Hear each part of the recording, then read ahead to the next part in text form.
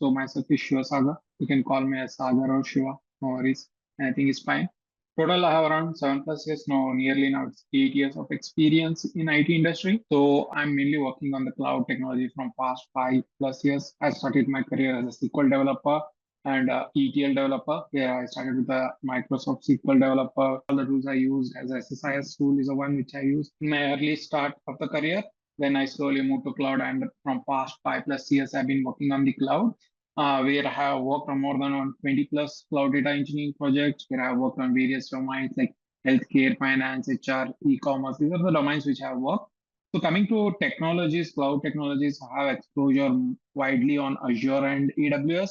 So where I worked on Snowflake, DBT, Matillion, Databricks. These are the tools which are mainly on cloud. I have worked. I mainly work as a consultant, where I'm currently working as in JP Morgan through one of the Indian MNC, where I'm mainly working as a cloud consultant there, where I'm leading a team and building a data engineering project. Coming to KSR, from past 1 year, I've been mentoring in KSR as a data engineer consultant, where I'll be consulting with students and I'm trying to help with the students.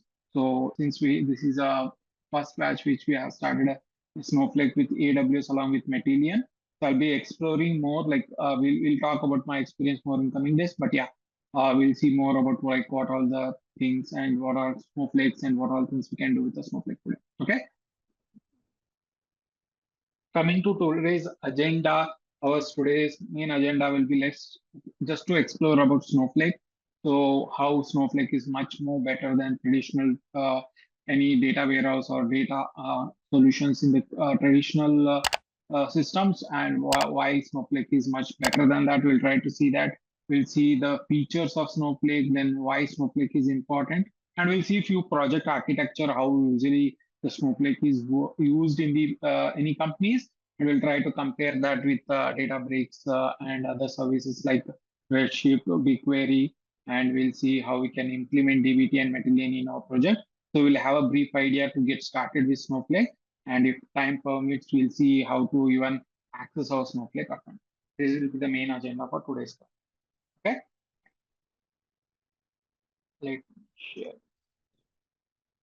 Please let me take.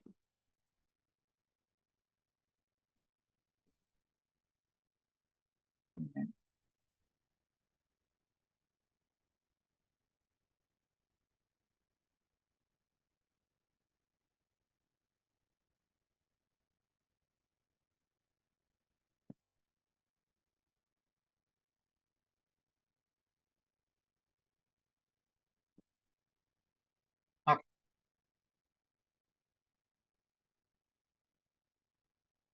Okay.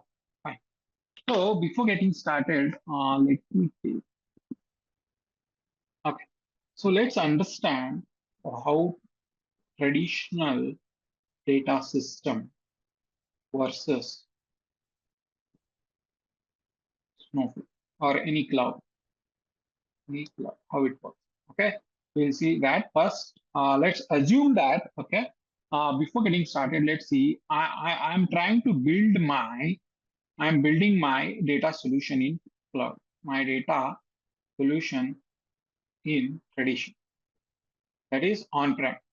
Let's see what all things we have to do if we are building our system in on-prem. Okay. Let's assume that you have started some company. Okay. Let's say what's the widely bought products in online. So what are the things widely you bring, like anything you purchase in online on regular basis? Anyone?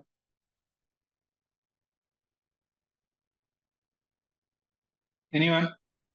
No. What exactly related to your the question? Means online purchase. We have Amazon. So I'm many. asking what widely you purchase on online, like any e-commerce or any Amazon. Yeah, in that's the reason Amazon. I'm saying there Yeah, are let bunch me of. bring. I'm asking just a question.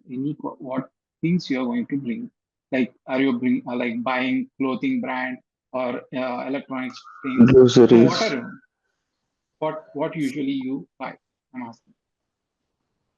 Yeah, there are plenty of things we can buy from the Amazon or Flipkart or so many other online e-commerce systems. Fine. Let's assume that we are building our clothing brand. Okay. We started our company for some company and we are building our clothing brand.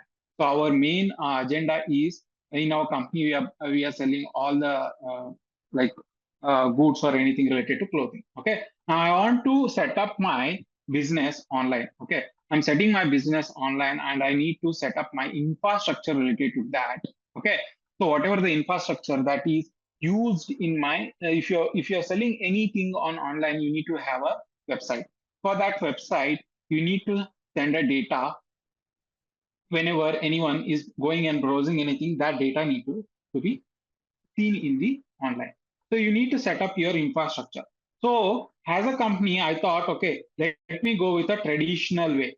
I'm going and setting up my traditional way. And if I need to set up anything on the traditional way, what all things I need to plan as a traditional way, let's explore.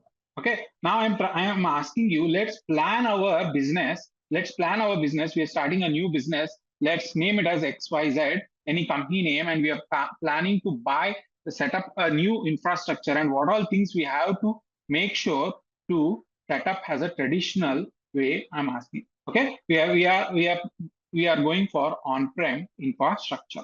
Okay, we're going for on-prem infrastructure, and what all things we have to do is the very first step we are going to do is capacity planning. So what do you mean by capacity planning? If you're going for any company or if you're setting up of any infrastructure on the on-prem, the first thing we'll see is how much storage we require, what's the storage, what's the compute we need, what's the memory that is there required for any capacity or okay anything we need to use. Now let's assume that we are planning for 100 million customers. Those are the people that were going to come our website and they are going to access our product or any consumer. They are to come and they are going to buy your product. We are assuming that let's for 100 million customers we'll set up our infrastructure. Okay, the very first thing is capacity planning, where we'll be seeing like what will be our peak loads, failure, backup systems. So what all these things we have to think for 100 million customers, we'll think about that. Okay, now once you planned your capacity, okay, once you planned your capacity, the next main important thing we'll be doing is hardware purchasing. Okay, because since you are doing these all on the on-prem system, you need to set up your hardware also. So next thing we have to do is hardware purchase. And what all things we have to do? We have to buy a dozens of servers, storage, any switches, any cooling systems that is required. So whatever setup you need to do on the on-prem, you need to buy each and everything. So to do this, for doing to do two things, you need at least 2 weeks to months. Okay, weeks to months of a days to do these things. Okay, now since you already done this, everything is done. Now next is what? The main thing is we have planned our capacity, we have bought our all the hardware. The next thing is to do what? Data center setup. Now, what is data center? Have anyone in this data?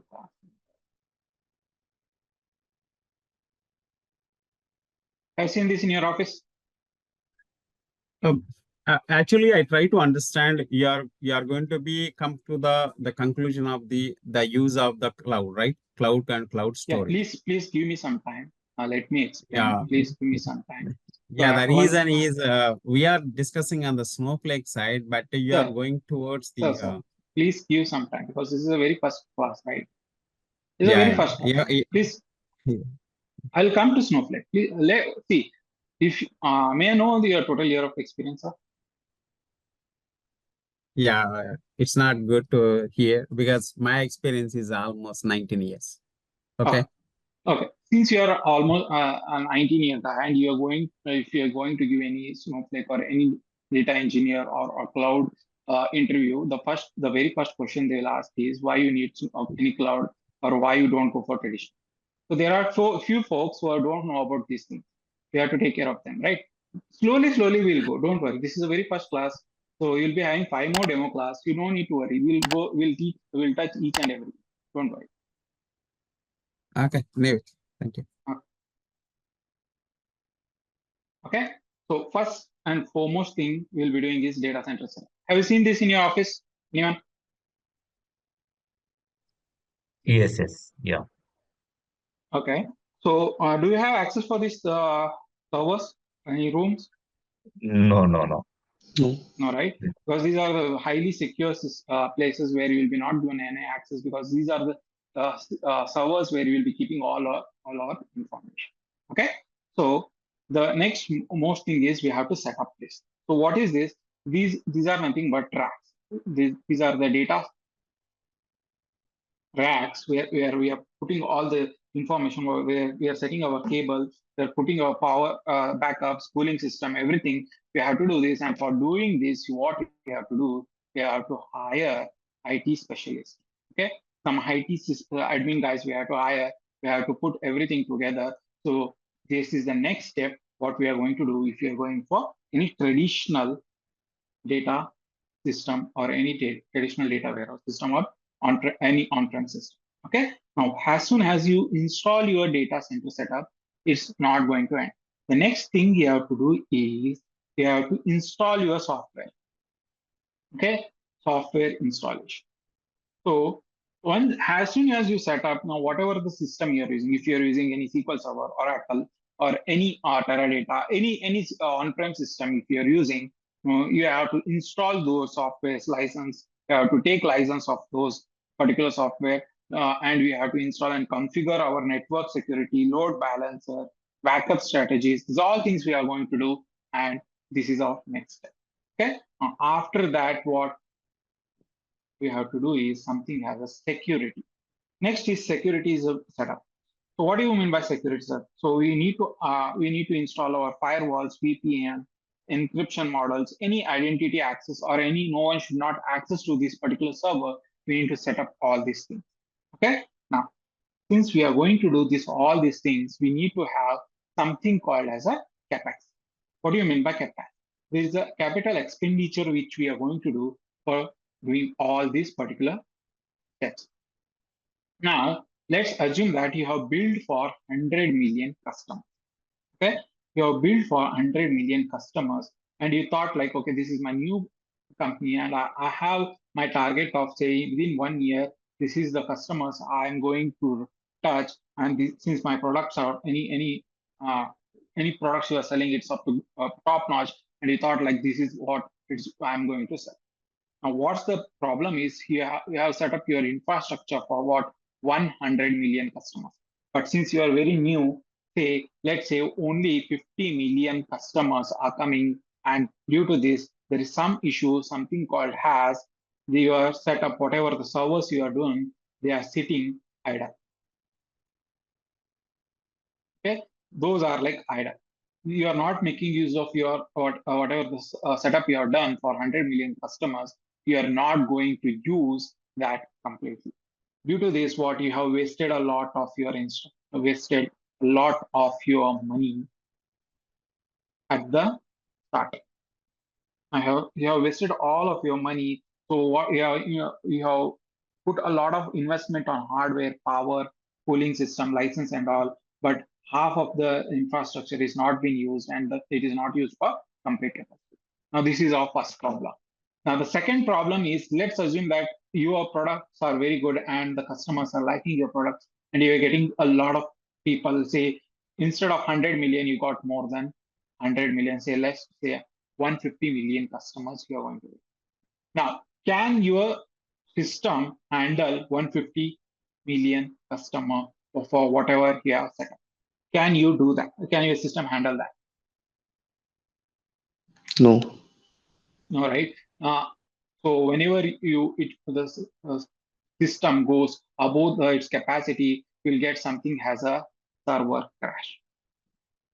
Okay, your system cannot handle.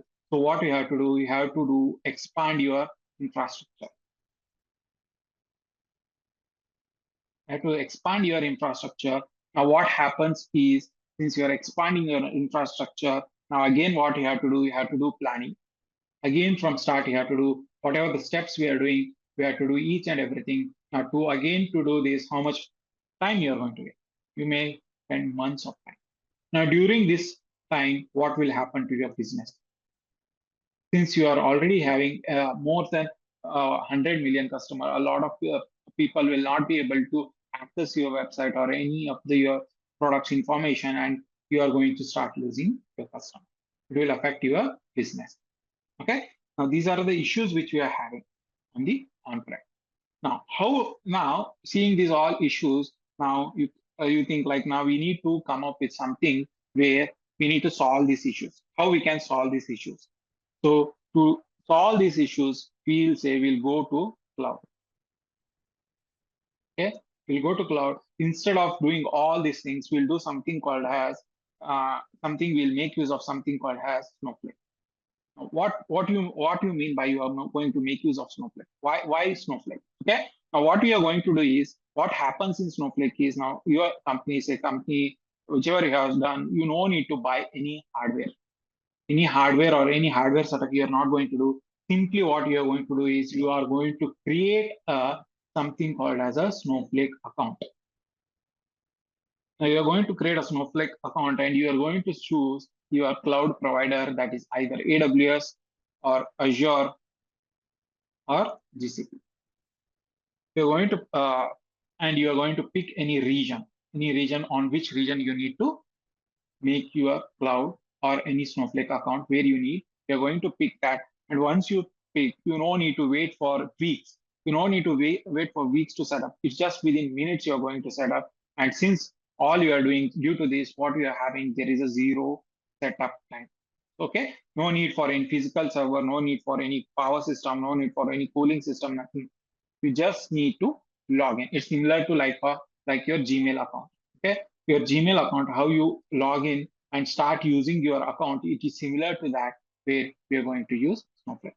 Now you're saying Snowflake, you're saying you don't need to set up anything, no need to buy any hardware, no need to do anything. You just need to use cloud or anything. How it is going to happen? Okay. Now, if I need, you are saying you are using Snowflake and you are using any cloud account.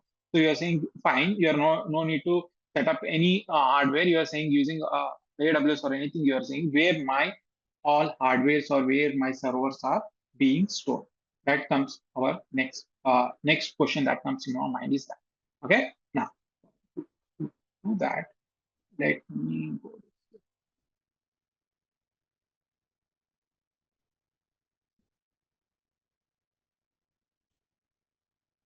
I've seen these things like Microsoft. Have you seen any videos or anything like there is something like this infrastructure? I've seen these videos by Microsoft. I've seen these images. Oh, I missed the conversation. What exactly you're asking? I'm asking, sir, have you seen any data centers from Azure or AWS? No, no, Have no. you visited these data centers? Yeah, I visited when I was working for NetApp. We have the data center. The university is there. There I can see Mhm. the data centers. Yeah. Yep, that's what I was asking. So, what are these known? Because few people don't know this about data centers, right? That's what I was asking. Okay. So, what this AWS, Azure, or GCP does is they have installed this data center across the globe. Okay. You are seeing wherever you're going to see these are the data centers they have already installed. Now, what they're saying, okay, you don't need to again install anything. You just go and buy any cloud or any system and just log in. We will provide some space inside this data center, and just you can go and access those data centers or anything, and we can make use for your business. Okay. For example, in India, we have something a different region. Okay. In India, we have different region. That is, we have under central India, we have under Indian South Center, we have something as South India. So when you click, that is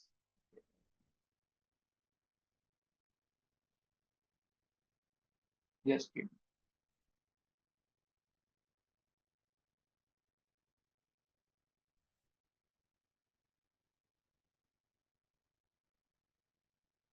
Okay. Now, this is a Southeast Asia. Use the location, whatever the things are there when it was opened, everything. So you'll be not having access to this. We don't know where exactly these are stored. There is no address, exact address that been given where people can go and access this. Okay. Now, if you want to see what's exactly there, we'll just click something called as a visual tool. Let's see how it actually looks like. When I click on this particular visual tool, it will take you to something called as a data center. This is how the data center actually looks like. Okay. Let me say I want to go to lobby. Now, if you want to see how your data centers are actually stored in cloud or by any other providers like Azure, AWS, or GCP, these are how they are providing. Okay, they already set up their infrastructure. They have everything they have done. All they will say is, okay, I'll give you something called as a space inside this particular data center where you can go and see, keep all your data. Let's see that data center room. Just a minute.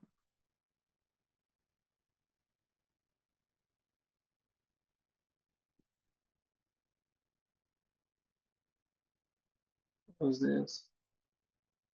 Operation rooms.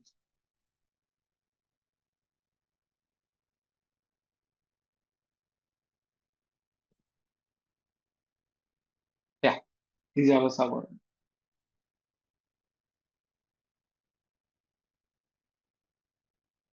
Okay, this is how your particular racks are being kept by Azure for any cloud provider like AWS, GCP, or Azure.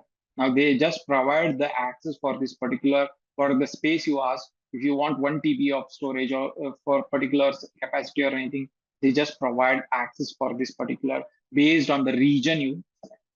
In a similar way, our Snowflake account is being making use of this cloud and their particular region to make use of any compute or storage. This is how easily we can set up our Snowflake account. This is our first. Due to this, what happens is there is no capex, that is no initial cost. The company don't need to buy any servers or storage. They don't need to pay for any compute time or storage. Here, what happens in Snowflake, we have something we are going to pay separately for compute and storage. Okay, so this is how your Snowflake will help you. Okay, now this solves our first problem. That is what we are going to have, that this physical setup or any initial capex which we are going to make use of, that has been solved. Our next problem is, now earlier we had 100 million customers, but suddenly our customer raised to 150 million. Now what happens? Okay, now what happens is it's very easy to auto scale in Snowflake.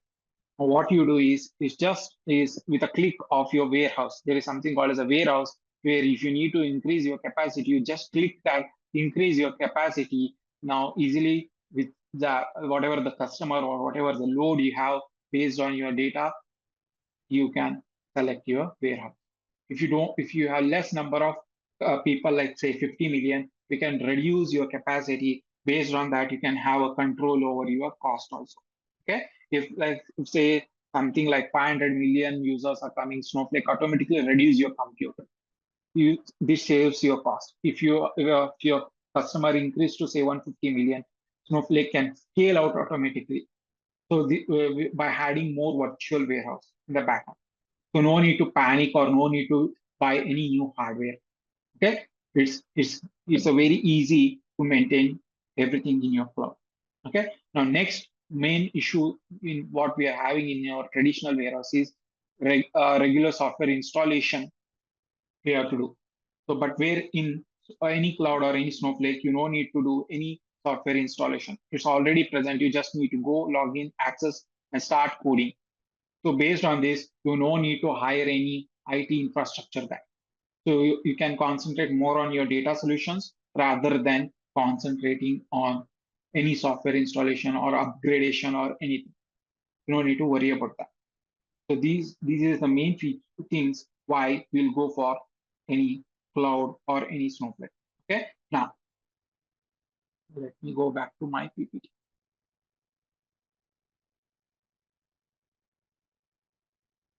Okay. Now what are the issues we are having? So first was something called as a data center. We need to particularly buy for any on-prem infrastructure, whereas in cloud, we'll be hosting everything on AWS or Azure. Okay, we no need to buy any capex. That is, we no need to pay any infront cost. Whereas in cloud, there is something called as a pay as you go. As much as you use, we are going to pay only for that. We are not going to pay any initial amount. We are using more for, say, if you're using for 150 million customers and your compute cost is more, based on your usage, you will be charged. If you are using less number of people, say for 50 million, based on that, you have to pay. Whereas in on-prem, either if you have 10 million customer, 50 or 70, if you are built for 100 million customers, you have to pay for full high upfront cost for that. Okay, now scalability is very difficult in on-prem.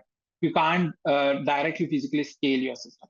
Have you, if you are having any, having gaming laptop, anyone having gaming laptop here? Anyone is using gaming laptop? No one is using gaming laptop? Okay, anyone is Yes, having I am. laptop?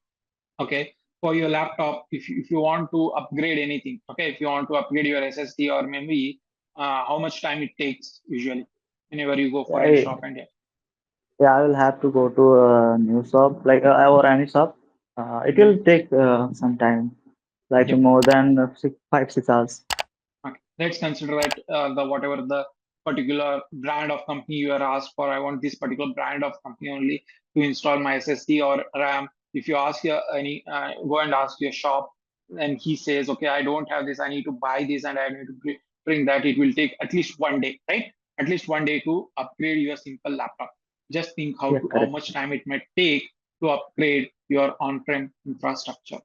Okay, it's very difficult to maintain and do any upgradation or any scalability in on-prem. Whereas in cloud, it is very highly scalable within minutes.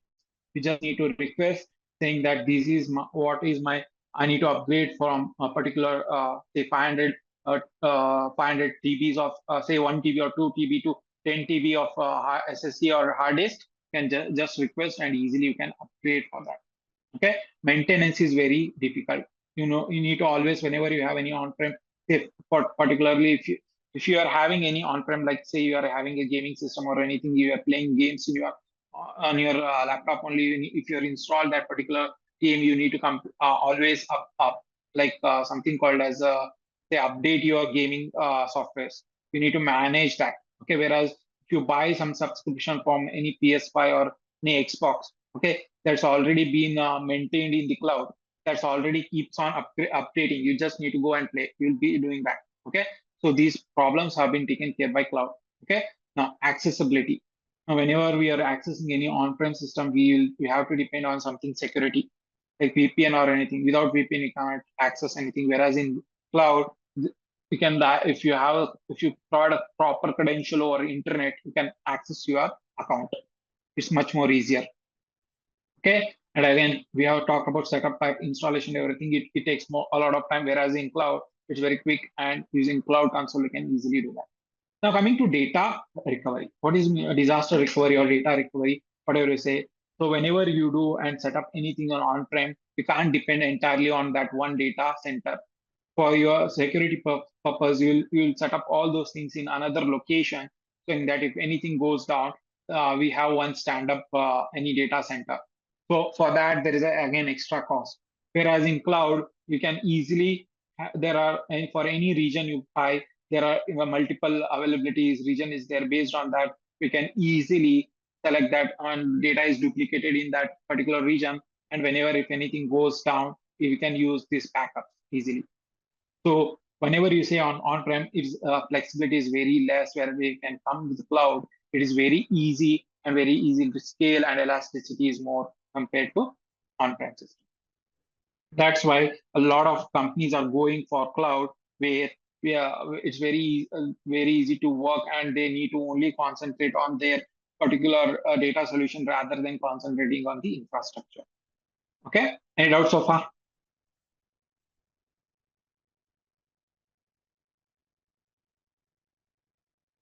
Okay, fine. Let's go ahead. Now, before going for next understanding before understanding main features of Snowflake, let's understand something called as these things. Okay, what are these infrastructure as a service? What are this platform as a service? What are this software as a service? We need to understand. Okay, now let me take an example. Okay, you are traveling to Bangalore to Hyderabad. Okay, you need to travel from Bangalore to Hyderabad. Say now what happens is, since you're traveling, let's assume that you don't have any vehicle or anything. You thought, okay, let me rent a car. You're going to rent a car. Now, if you are going to rent a car and you're traveling from Bangalore to Hyderabad, what all things you need to make sure? What all things you need to take care by yourself?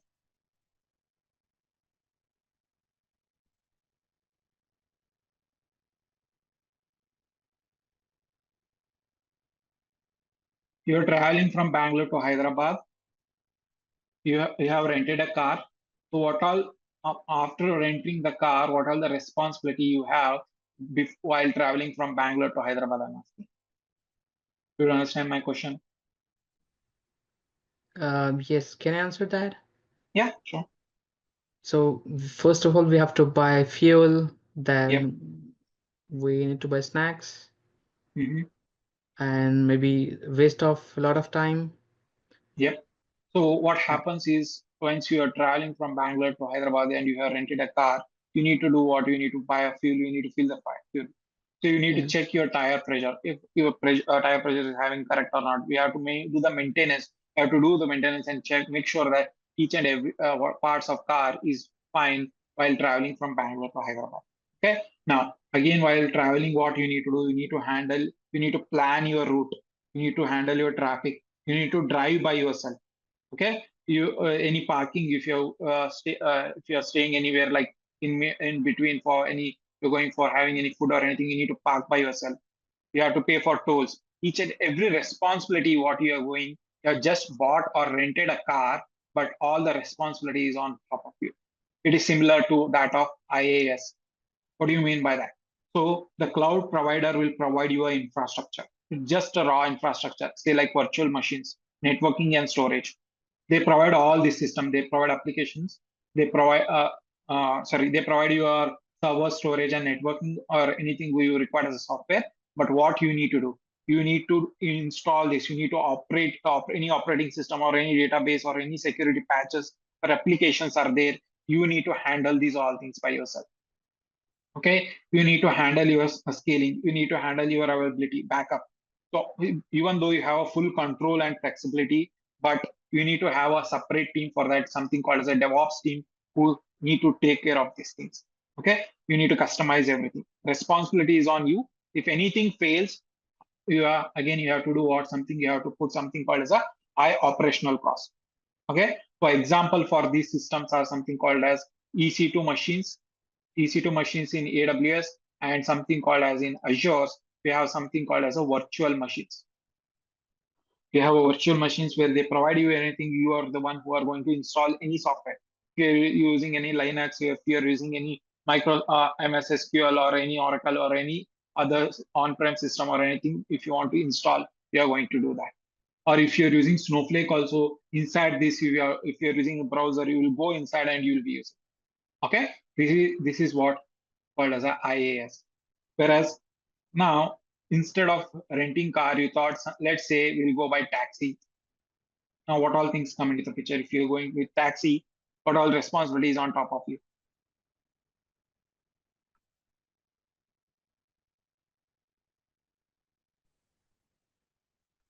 Just booking is enough and paying the amount. Yeah. So booking and paying is enough, right? Whenever you're going with a taxi, you book the car. Now, what you have to do, you book a car, you have to give a route like starting position and ending position of mine, and yeah, everything managed by what your Uber or any service which you have booked. All you have to pick is your starting point and destination point. Okay. All you have to ask is you're driving. Whenever you're driving, you can ask put on the AC. If you're getting bored, you can ask put on the music or anything. So you don't need to worry about anything whichever you're having issues in something called when you have rented a car and you're putting your fuels, you're making use of any maintenance. You're thinking you don't need to worry about that. Okay, that's one one main advantage of buying a taxi. Now, what these kind of things where you are buying, you are just renting out is nothing but PaaS. Where what is PaaS is nothing but it's a ready-to-use platform where all the servers, OS, runtime, everything is pre-configured. They just give you where you have to code and deploy your applications. You don't need to have any infrastructure headache. Only you have to focus is building and running your application. So due to this, what we have eliminated one of the team called as a DevOps team. There is no need of DevOps team. Now all you have is great for a developers where they just write their code and deploy their code. They don't need to worry about the infrastructure. Now you quickly need to publish this particular application to the market. You just put it. But the issues with this is you have less flexibility. You don't know how your environment is configured. Okay, whatever the car or taxi are rented, you don't know is it a well-maintained taxi or not. If anything breaks in between, we need to again wait. The application, if anything breaks, we have to connect with the provider, whichever provider, and you need to wait until they fix that. If in between you're going anywhere, you are relaxing anything, suddenly say your taxi crashes. Okay, now who is the responsible? You have to wait and you have to connect with again any Uber or Ola, which from where you have bought the taxi until they fix that. You have to wait for that. So this is the issue with the PaaS. Okay, then comes something called as a SaaS. Okay, now instead of doing all this, you thought let me buy a ticket for train or aeroplane. Now, what all things you have to worry? What all things you need to take care?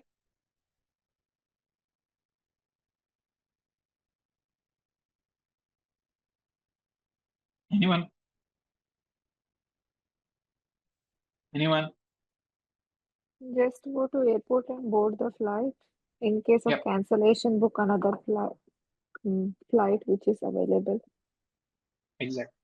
So all you have to do is book a flight ticket. You don't need to drive. You don't need to check your engine. You don't need to check whether your fuel is correct or not. You just need to do what you need to show your ticket, sit, and you'll be reaching your destination. Everything will be taken care by what if you're going by train, the railway system will take care. If you're going for any airplane or any aircraft people will take care. There will be a pilots who will driving your aircraft. So for maintenance or anything, everything will be taken care by them. Okay. Now these kind of system are called as a software as a service, where you don't need to use any software or anything. You just instead of ticket, there will be something called as login, sign in. You just need to sign in into the website or web interface, and you don't need to worry about anything. Okay, just sign in and start working. It's very fast and easy to use. So no IT people are needed. No infrastructure management is there. Anywhere you go and anywhere you can access this on any device. Okay. The issue will be again you don't have any control over customization. Okay. So whatever the things that are being provided by software as a service people, only those you can configure. Say they are having something, they can go maximum. So you have started your business. Okay. Say something you have started with 1 million people. Now after years you have gone and reached say 1 billion people. But your whatever the software as a service, that capacity is having only to manage 800 million people. Now this will become an issue for you. The only issue is this. Apart from that, you don't need to worry about anything. Okay, your dependent or any providers will see and they will update your feature or any upgradation they take care. Okay, now Snowflake will come here under SaaS. SaaS as a service. Okay, where they are giving you you just need to log in and you need to use your product. It's similar to like that your Gmail, Zoom, any Microsoft 365, any applications you are using, it is similar to that. Okay. Any doubts so far?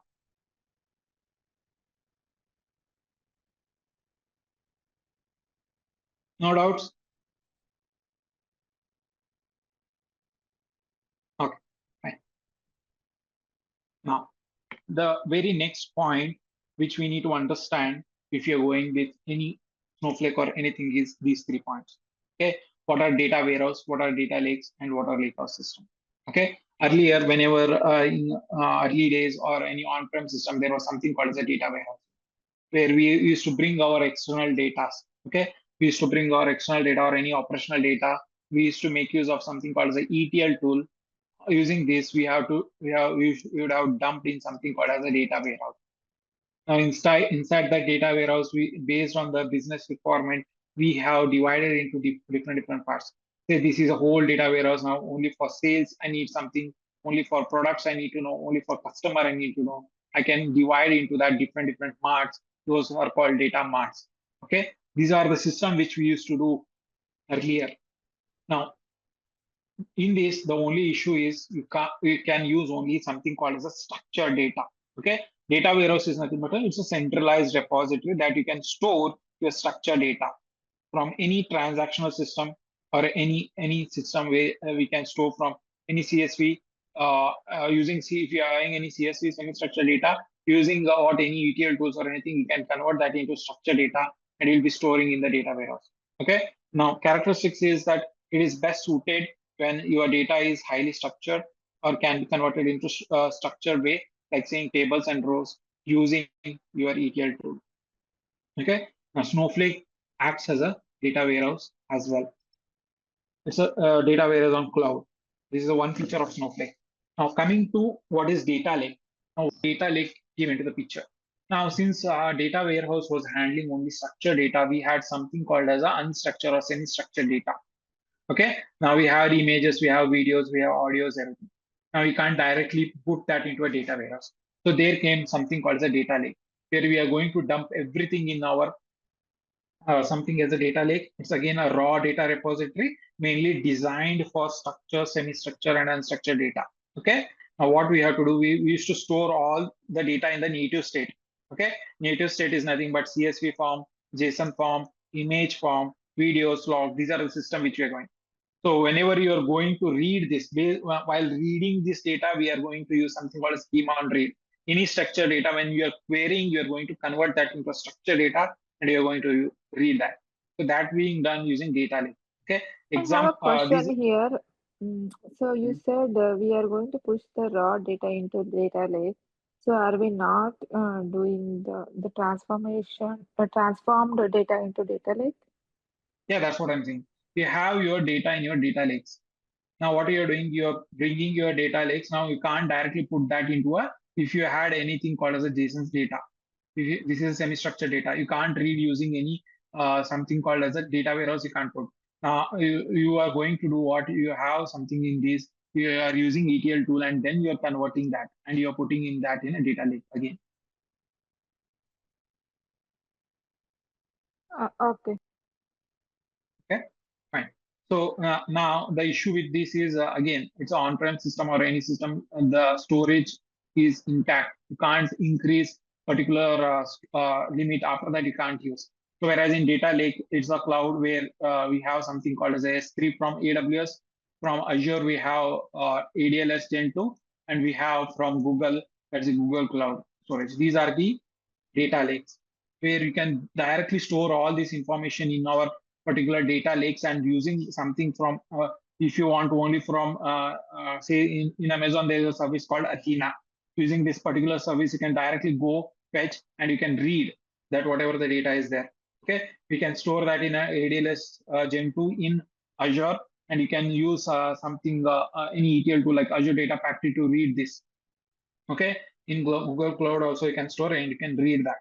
These are things which we can use widely used using data lake. Okay.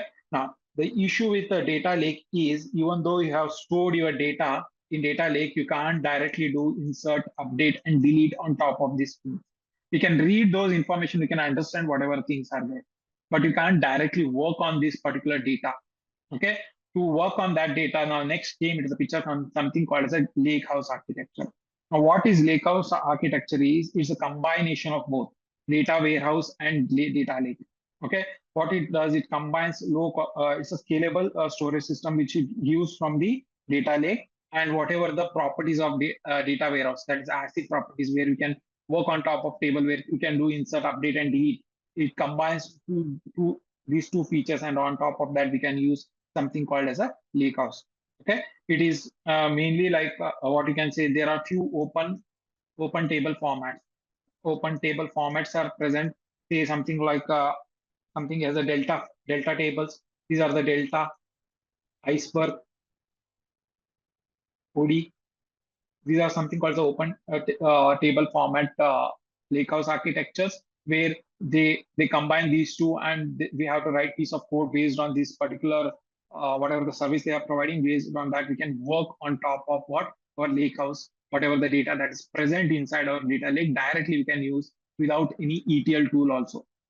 If you have your data inside this, you directly go write a code and fetch that, convert whatever data you need, you transfer, and then again you can, if you want, you can put that in any data lake or any. If you don't want that, you can keep those all information in Lakehouse also. These are things what the main difference between data warehouse, data lake, and Lakehouse. Now, Snowflake is, many people might have said Snowflake is a data warehouse tool. No, Snowflake is not a data warehouse tool. Not because you can read your data from your Lakehouse also. If you have any data from Lakehouse, you can read your data from Lakehouse. And if you want to implement any Lakehouse type of Lakehouse type of architecture, there's something called a Snowpark. Now, using Snowpark, what you can write a code, and whatever there is there, particularly in the Lakehouse, whatever the features are there, you can implement that inside Snowpark also. Now, since they are giving a lot of, they are developing a lot of features day by day. When they had started, the Snowflake was started when it was 2014 or something. Snowflake was started at the early stage. It started as a Lakehouse architecture. Earlier, there was no feasibility to read any JSON data or any other form of data from data lake. But slowly they developed, and when they went for the Lakehouse things, and we were able to access data from Lakehouse also. Now, recently, again, from 2 years back, they have also implemented a Lakehouse architecture, and we can do all these three things inside our Snowflake. Any doubts so far? Any doubts so far? So, what is the difference? Data lake and Lakehouse is same, right? It can read structured data, semi-structured, unstructured data. Lakehouse also can read, read and store structured, semi-structured, unstructured. What is the main difference where we use? Let me take an example.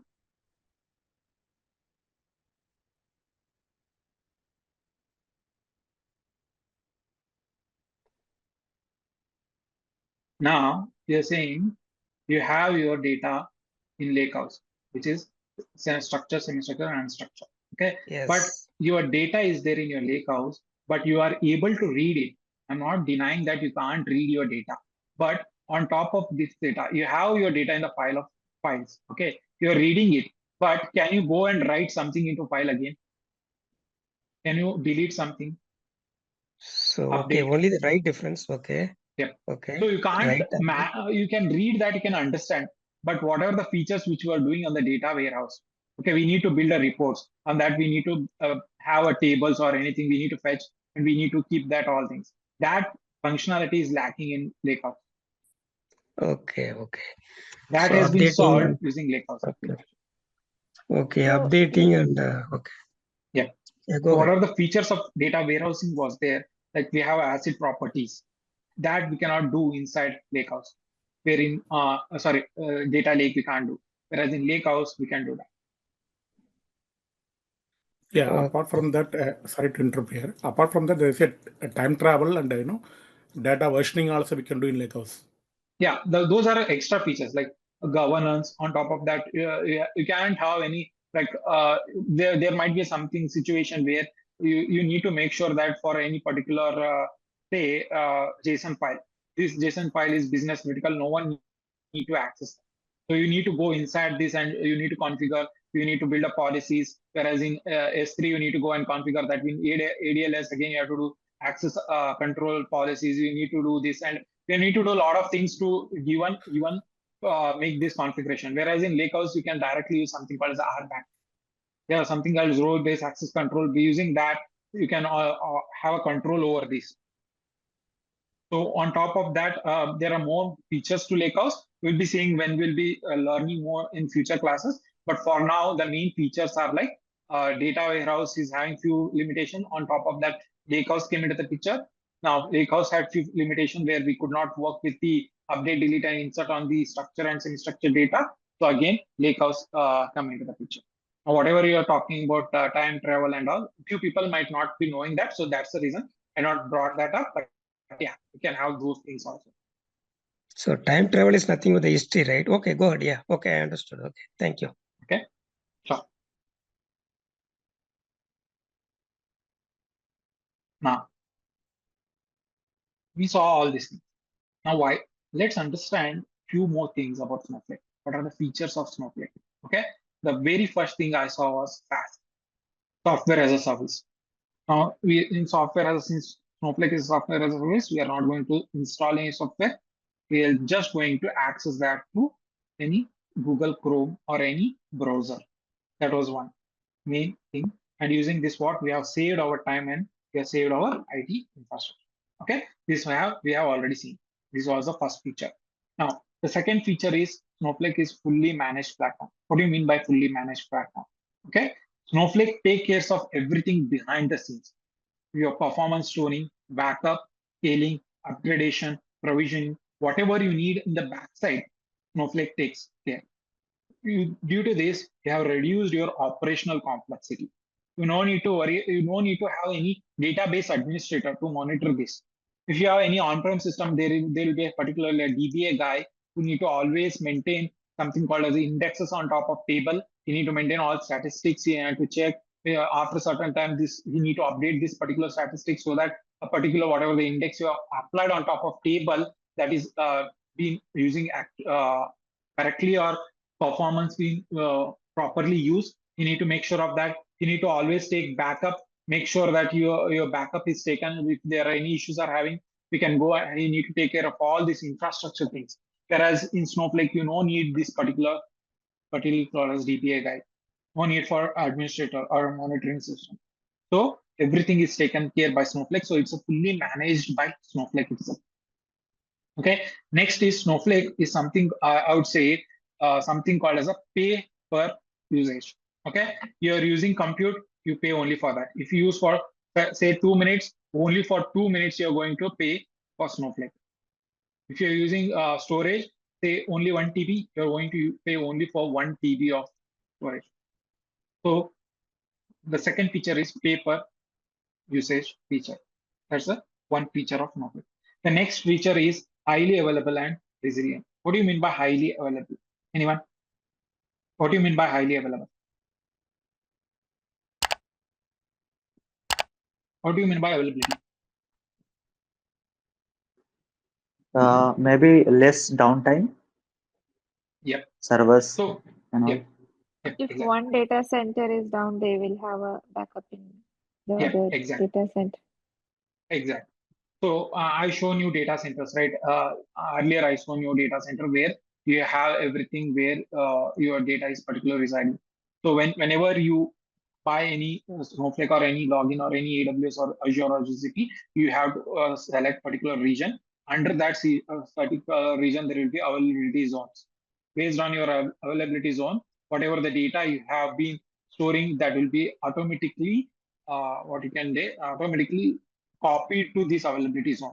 Okay, so Snowflake ensures that your data and queries are available, and every time, whenever, even if one particular center or one particular availability region is down or fails, no need to worry. Snowflake will make sure that these are deployed to multiple availability region and within each cloud region. Okay.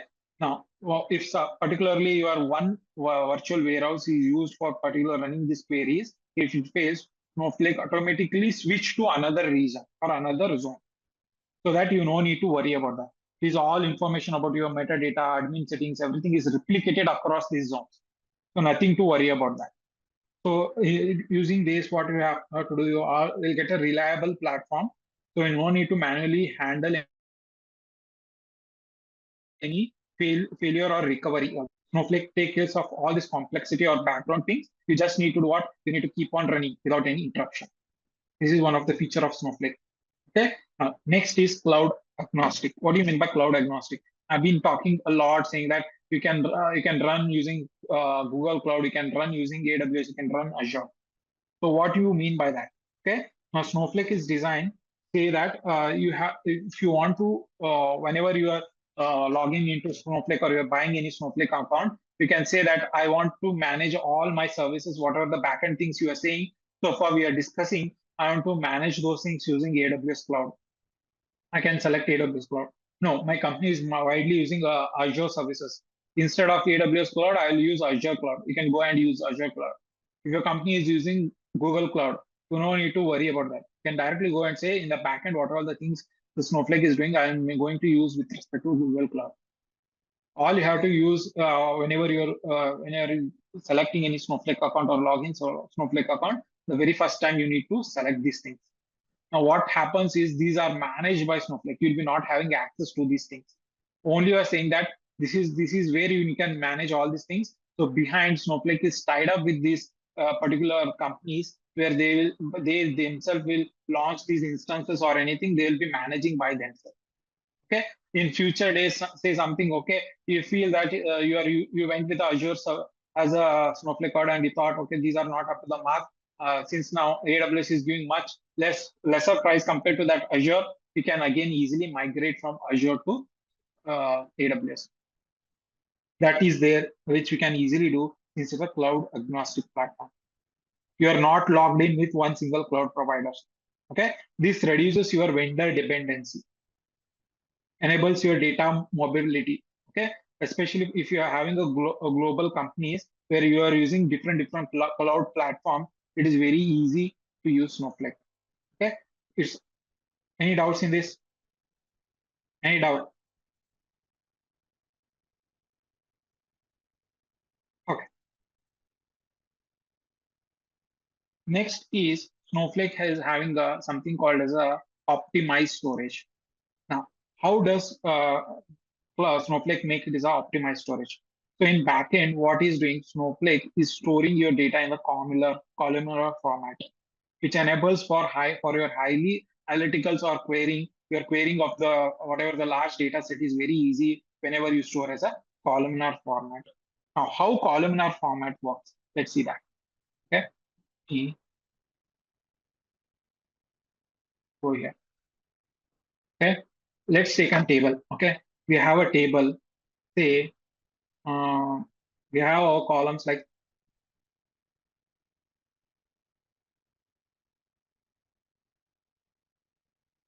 now we have our columns like sales, we have cost, we have something as profit. Let's consider this. Okay. Now this is my row 1, row 2, row 3. Okay. This is my data 1, let's say A1, A2, A3. This is my B1, B2, B3, C1, C2, C3. Okay. Now how this is whenever you go as a row. Now, whatever you use OLTP system or on-prem system or any system that you're using on-prem, that is a not a row. It's a row-based format. Not a columnar format. Now, in row-based format, how it happens, how it stores. So it is going to store something like this. It is going to store A1, B1, C1, A2, B2, C2. Now, this is one. This is second row. Okay. After that, it is going to store something like A3, B3, C3. Okay. So in whatever it is doing, it is going to store something in the columnar row-based format.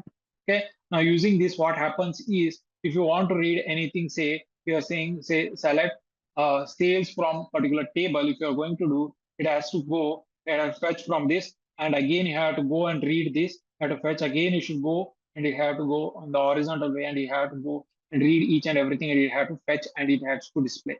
Now using this, what happens? Your readability, whatever your query performance is there. If you are having a huge number of data, huge data, you are reading whatever the queries you are doing, it is reduced drastically.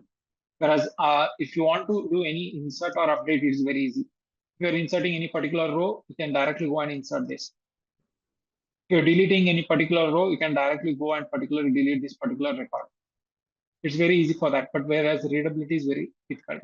Whereas in columnar format, we have something called as a columnar format. How does in columnar format stores? Let's see that. Okay. Now, instead of this, what happens is it's going to store like this. It is saying A1, A2, A3.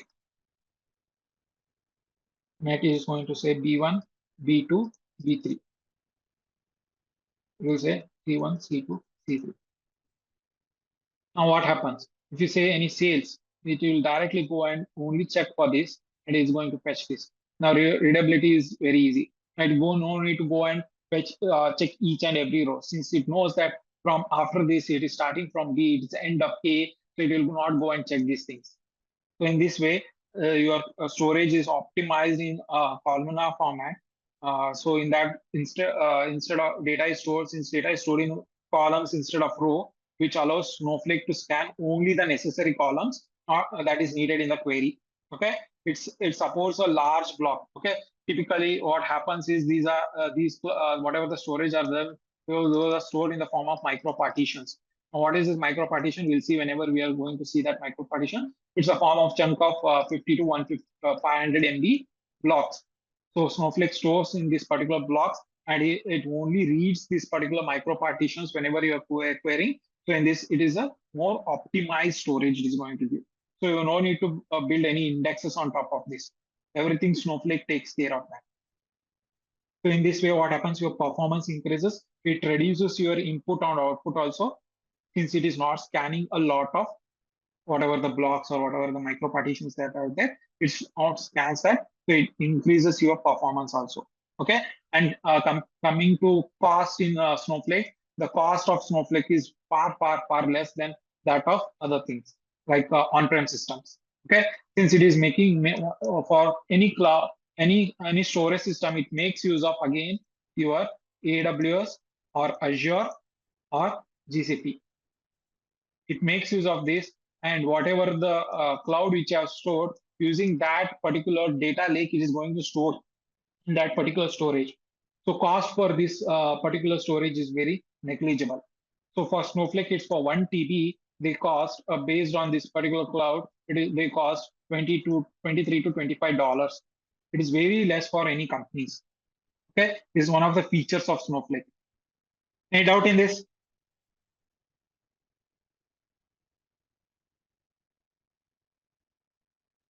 No.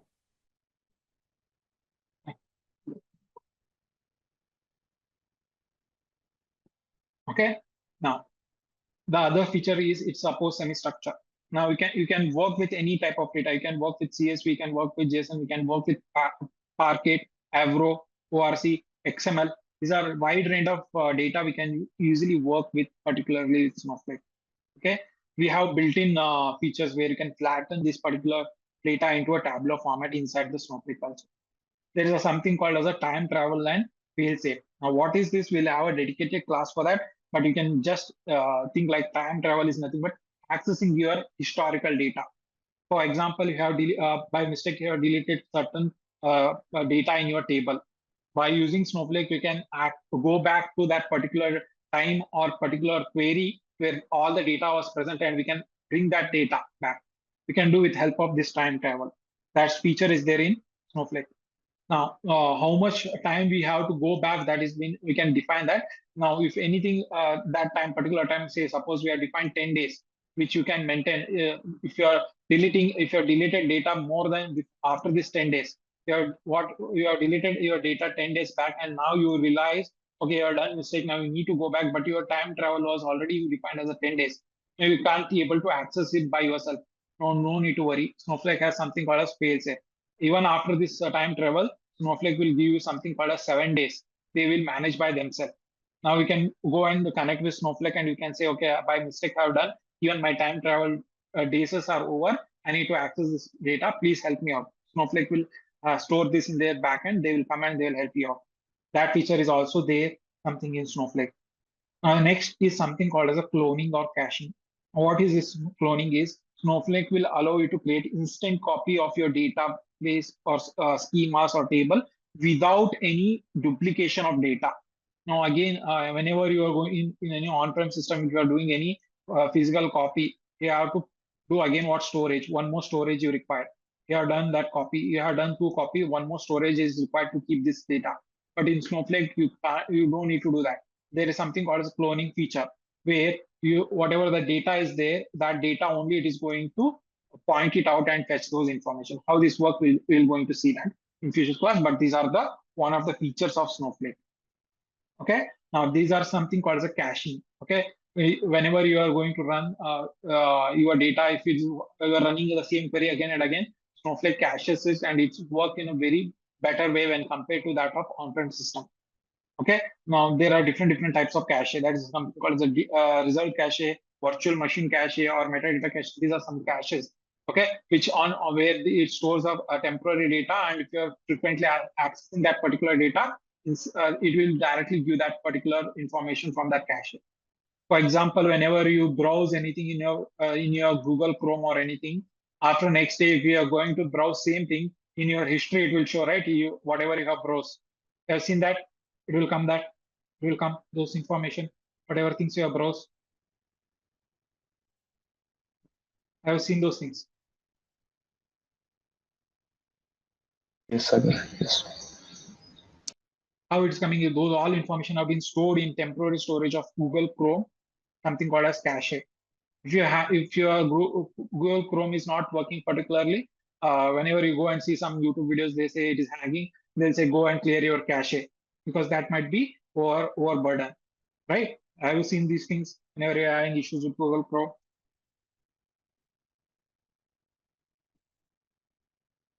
No issues with Google Chrome? You're not faced these issues?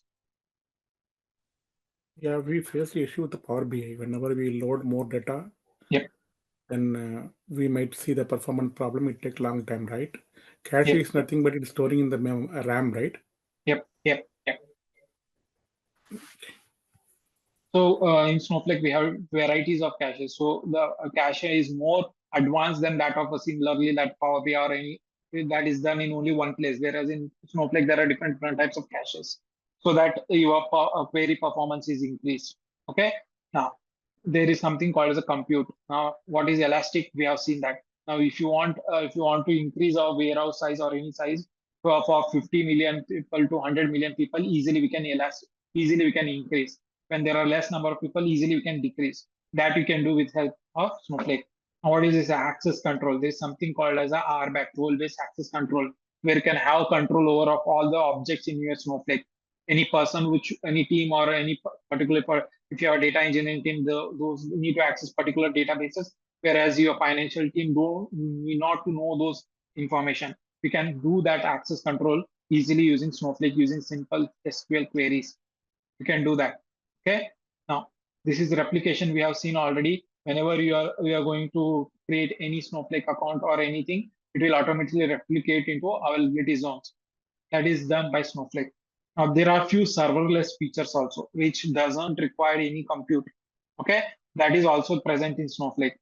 If you want to continuously bring your data, we have something called as Snowpipe. We can do that. Okay. If you want to send some queries to your Power BI, something we have materialized view, where it's a serverless feature. It is going to refresh databases and fetch the data. That is another feature we have. We have something called as clustering. What is clustering and all, we'll see. These are some of the serverless features which is present in Snowflake. Okay, these are the features of Snowflake. Now there is another feature called data share. Now, what do you mean by data share? Okay, now we can share your particular data to another team, particularly for without any doing duplicate copies, without doing exporting, without moving any data. We can directly share that using Snowflake. Okay, even though if the person, if they don't have any Snowflake account, we can share those information. Okay, those are called the reader account, where Snowflake will handle everything for and manages this account for them.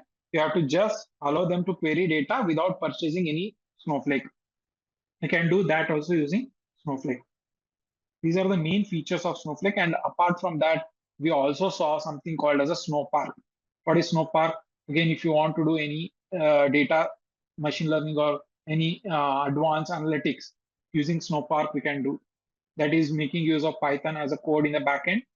And we are running not only Python, we can use our Java, Scala, any code inside Snowflake directly. We can run these things and we can do this, all the coding or anything, whatever you want, you can do with help of Snowflake also. Okay. Now Snowflake, what it does, it hacks even there is a new feature introduced in Snowflake, something called as a hybrid table. Now, this Snowflake will act as a OLTP also. This is a new feature.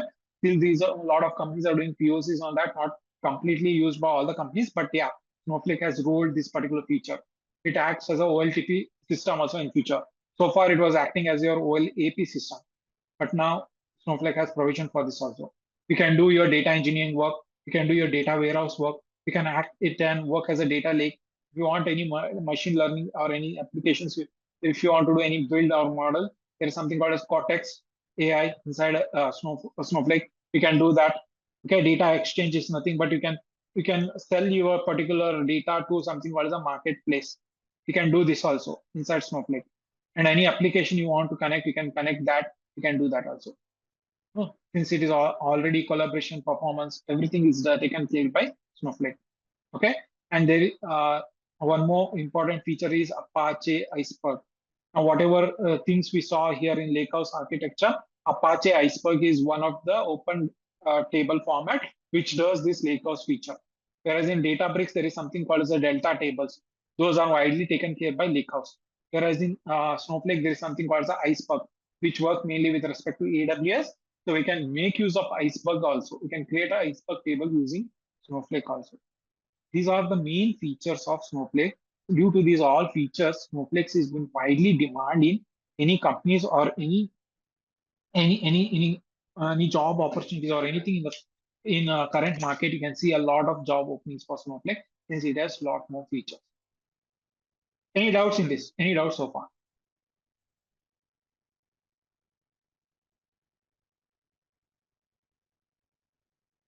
Any doubts so far? So by learning this course, should we be applying for Snowflake developer or the data Please wait engineering? for that question. I will come to that. But whatever about the features, we are in doubts, please let me.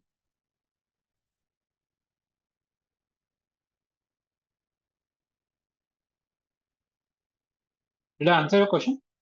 I'll talk about that. But about Yeah, sure, any sure. feature. I will wait for. Yeah, sure. Fine. Let's go ahead.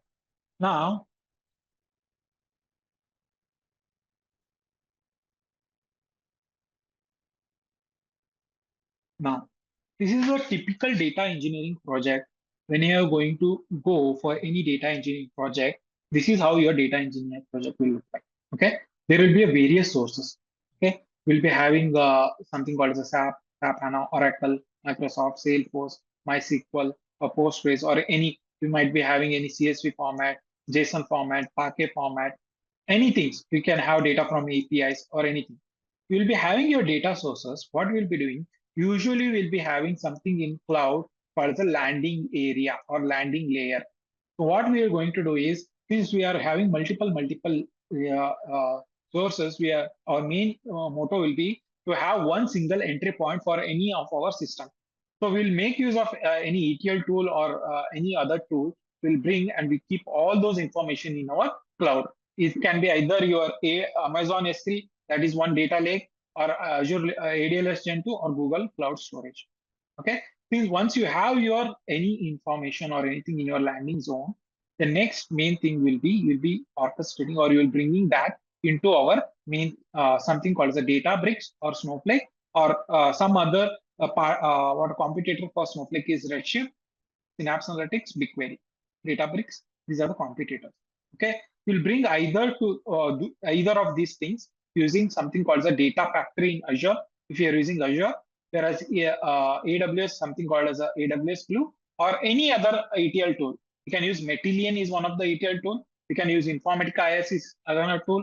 Alteryx is another tool. Python is another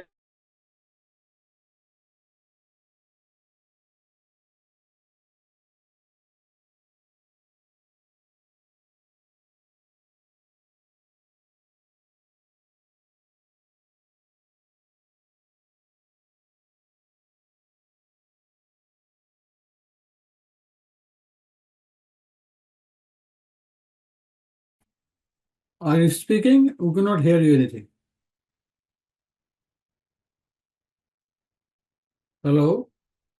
Yes, seems everyone, okay, seems he has some problem.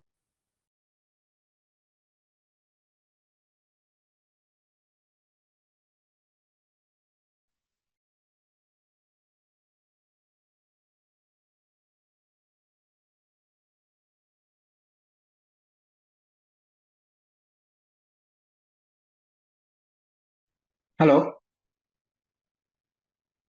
can you guys hear me? Yeah. Yes, sir. Oh, sorry. There was issue with the problem with the power. Power went off. So yeah. Let me share my screen back. Okay. Can you see my screen? Yes. Yes. Okay. So as I was saying, we can use any of the ETL tools and bring those data inside Snowflake or Databricks. Okay. Now, what happens inside this? Something called as a Medallion architecture we are going to use. What is this Medallion architecture? Or else it also called as a multi-hop architecture, where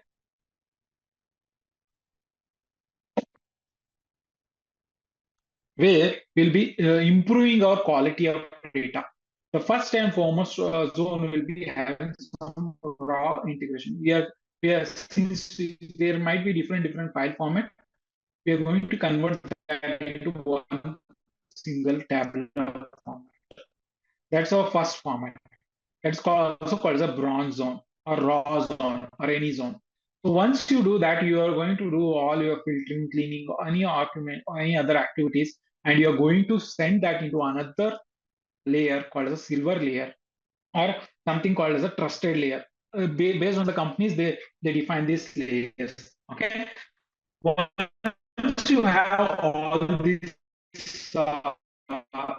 clean data inside this particular silver layer, Voice is not Sorry, clear. your voice is then breaking. comes the final layer. There is a gold layer.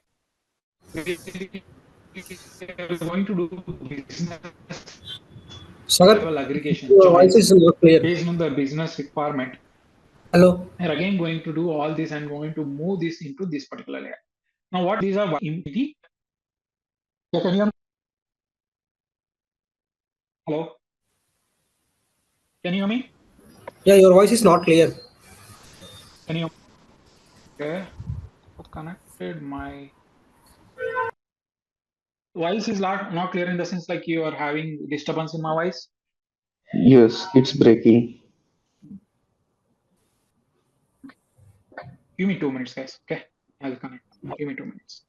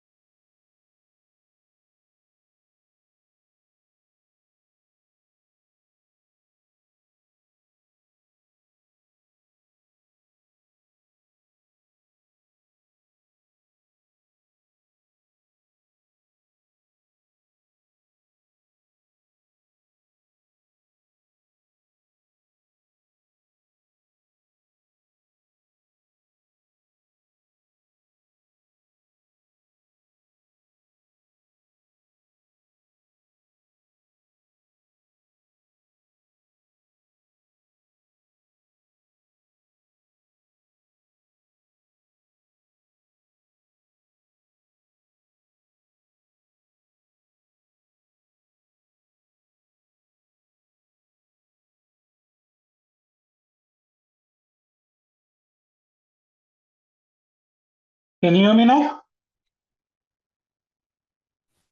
Can you hear me now? Yes, Sagar. Okay, sorry for that. Power.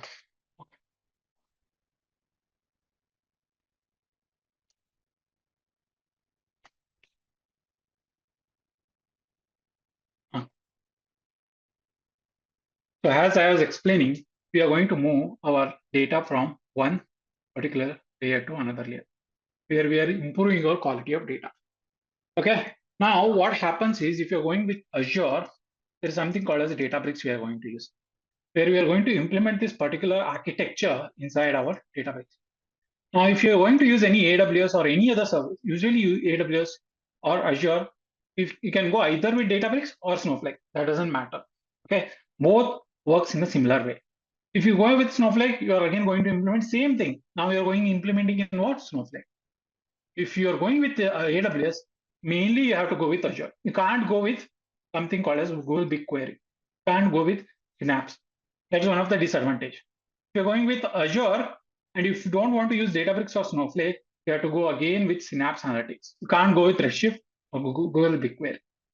This is a main concern for any companies.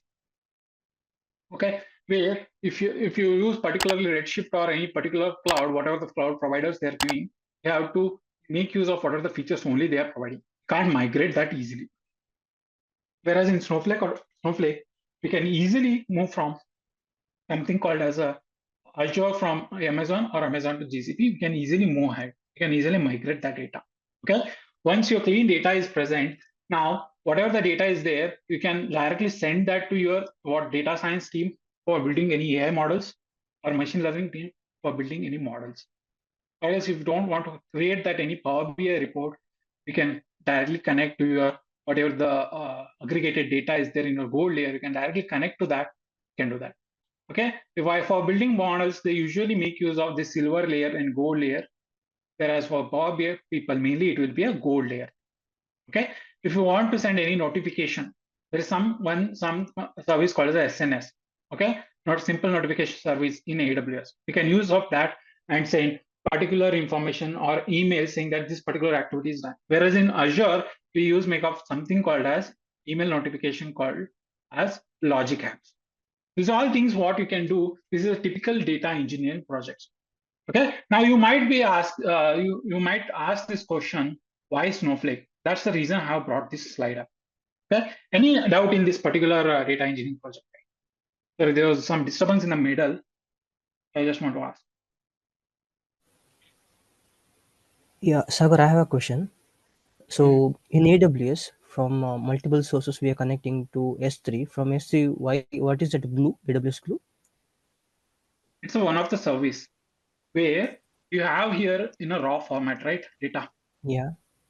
If you want to do any transformations or anything, you make use of AWS glue. Okay. Okay. And once you do this transformation, you want to put somewhere data in a data warehouse or anything. You with help of this particular service, you are connecting here, transforming and putting this. It's a ETL tool. Okay, it's ETL. Okay. Is it called framework? No, framework is something different. Where what you mean by framework is, now these all things we have done. Now we need whatever the things we are doing, we'll build something called a framework, where these processes will automate this process.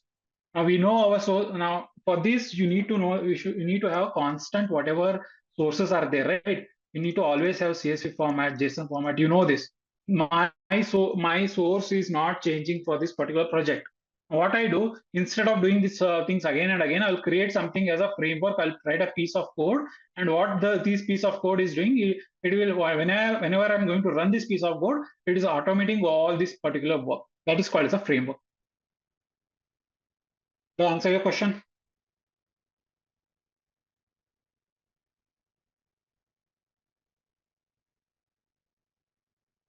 Yeah, we are going to build a framework, but not end-to-end completely framework. But because for building a framework, it will take a lot of time. Okay, I'll give you an idea how framework works, everything.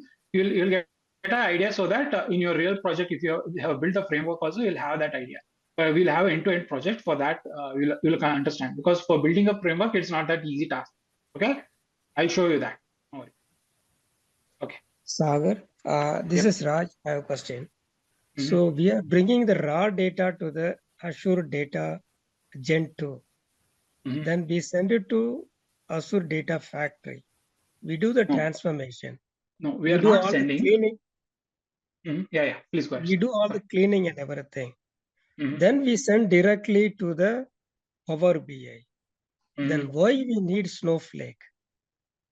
That's what I'm saying, sir. Whatever the data you are having, you have in the raw zone. Okay. Yeah, Using raw zone, any ETL, this is ETL tools. that's Okay. correct. You use Okay. anything, you need to bring that and you keep that in your Snowflake. This data Snowflake is not is a workable data. okay. Now, Snowflake. whatever the workable data, whatever the Matillion architecture we're doing, we are doing that inside our Snowflake. Okay. Cleaning and everything. Okay. Yeah. So Snowflake is nothing but a virtual warehouse. Not warehouse, data warehouse. Now we talked a lot of features here, right? We have it Yeah. now. Now I'll show you different projects how it works. I have slides for that. But this is a typical data engineering projects I wanted to explain.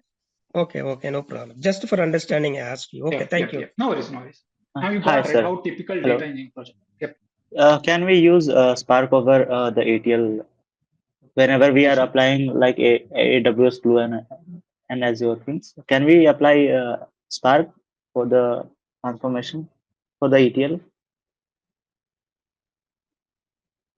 Now inside this glue, you can Yes. write virtual ETL also you can do, or you can use Spark also. That doesn't matter. Okay. Now, Okay. I don't want to go with Spark.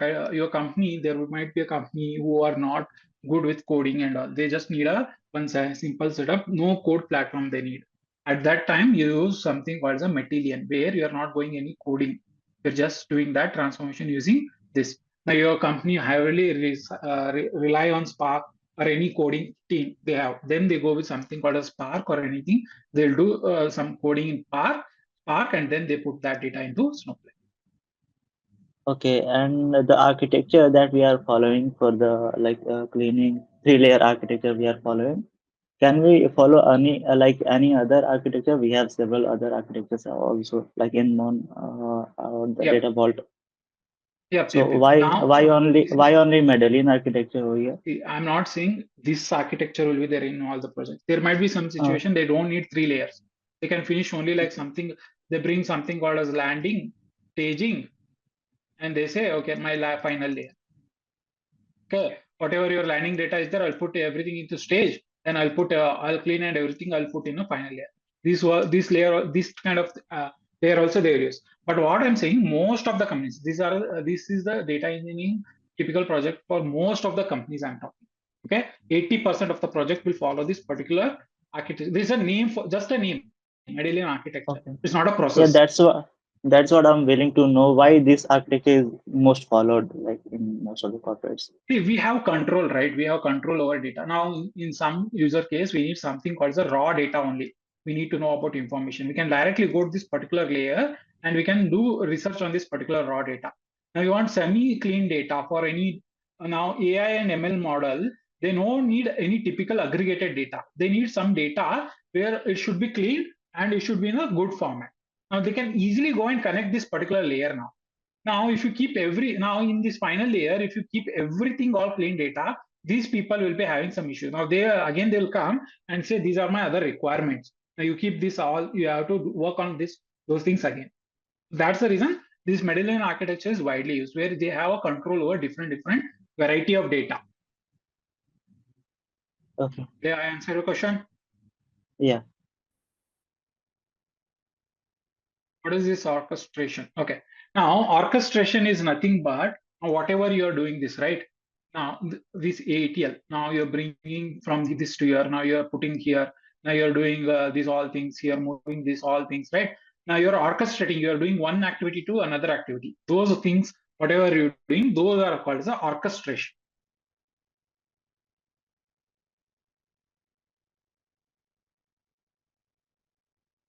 Okay.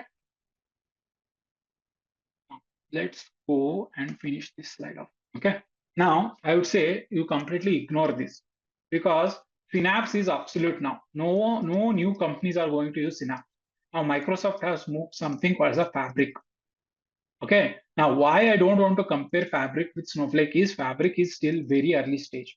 It will take still 2 to 3 years to mature itself. Within this time, Snowflake might have come with a lot more features. Okay, because I'm particularly working on Fabric. I know what are the issues we are facing as a project. There are a lot of issues. A lot of features are still in the preview state. We are continuously connecting with the support team of Microsoft. How we can make these particular things work. So I would suggest completely ignore Synapse. Yeah. Okay, completely we are going to ignore Fabric Synapse because Synapse will be no more used by any company going forward. Okay, whereas now you might ask me why Snowflake, why not Redshift or BigQuery? The main issue with Redshift is it's a coupled architecture. Now, whatever the compute or storage you are doing, it is tightly coupled. Okay, if you want to increase your storage, you have to increase your something called as a compute power also in Redshift. Okay, that's the reason it's a very issue with the scaling issue is very much in Redshift. Whereas in BigQuery, it will charge you per query. Okay, if you simply run a query, also it is going to charge you. So again, it's a very abstract. There is no much control over your storage and compute resources. So BigQuery don't go for any heavy loads or anything is there. Usually they don't go for any BigQuery because there is no control over your compute and storage. Okay. Now we talked about zero copy cloning where we can easily instantly copy our all the things. Whereas in Redshift and BigQuery, we can't do that. There is no feature of zero copy cloning. If you want to duplicate your data or clone your data, again, you have to copy it using any other features. And for that, you need to pay those storage costs also. Okay. We talked about time travel. What is time travel? You can do up to 90 days in Snowflake. Whereas in Redshift, there is no something called as a time travel. We have to create something called as a snapshot. We have to do that manually and we have to keep on doing backup. Whereas in BigQuery, this feature is there, but it is only limited to 7 days. Okay. Now, whatever the compute you are using in your Snowflake, we can, if you're not using, okay. Now you have electricity, right, in your home. Now, will you pay for electricity monthly basis, saying that fixed 5K amount, or you pay based on your usage? If you use 1 hour, you pay only for 1 hour, right? Electricity.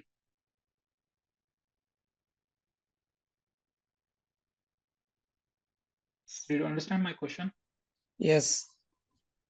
So in Snowflake, we can do that. Okay, only for whatever you pay, you are going to pay for that. And if you're not going to use, you can automatically suspend that. Now, there are some features in electricity, right? Where you can, using IoT device, you can automatically turn off your something called as electricity if you're not using. In similar way, if you configure your IoT device, it will automatically turn off. In a similar way, in Snowflake, if you are keeping your any warehouse or compute idle and you have configured that, it will automatically turn off. Whereas in Redshift, you can't do that. Okay, and BigQuery is a serverless, and scalability is very difficult in BigQuery.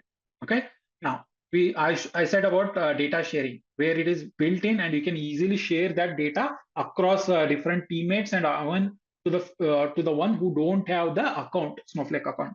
Whereas in Redshift and BigQuery, we can't do that. There is no particular feature for that. We need to export, import, and do that. And the main feature is multi-cloud. We can use Azure, we can use AWS, we can use GCP, whereas Redshift is only tied with respect to AWS, whereas BigQuery is only with respect to GCP. Okay. Coming to performance also, it is performance tuning is also a lot of automatic here. Okay.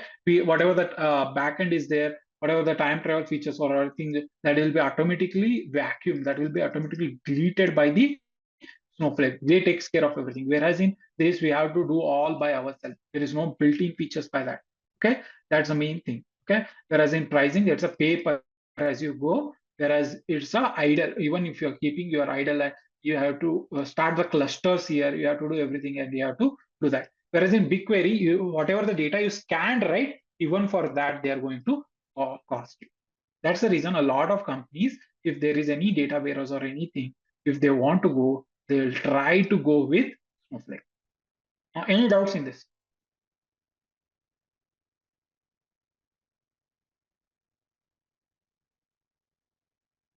Okay. Let me move it.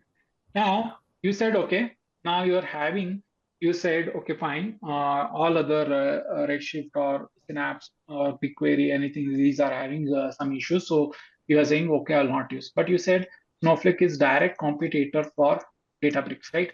I'll go for Databricks. Why can't I go for Databricks? Okay, now, yes, sir.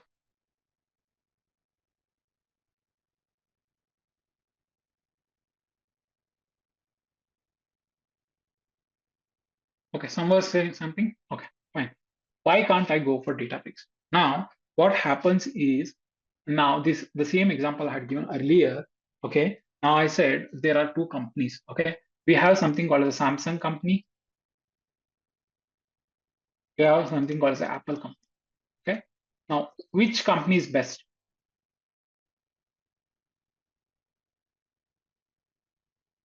Apple is best or Samsung is best?